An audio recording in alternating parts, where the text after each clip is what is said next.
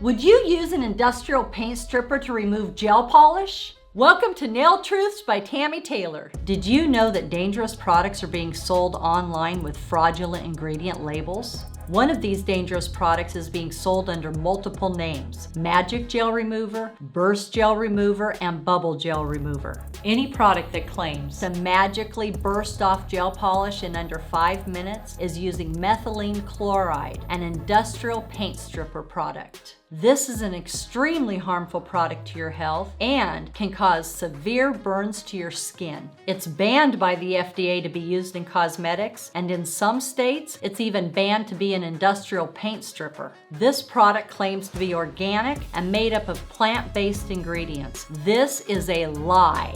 If you are pregnant or breastfeeding, the ingredients in this product have been found to be extremely dangerous. They can cross through the placenta and be excreted in breast milk.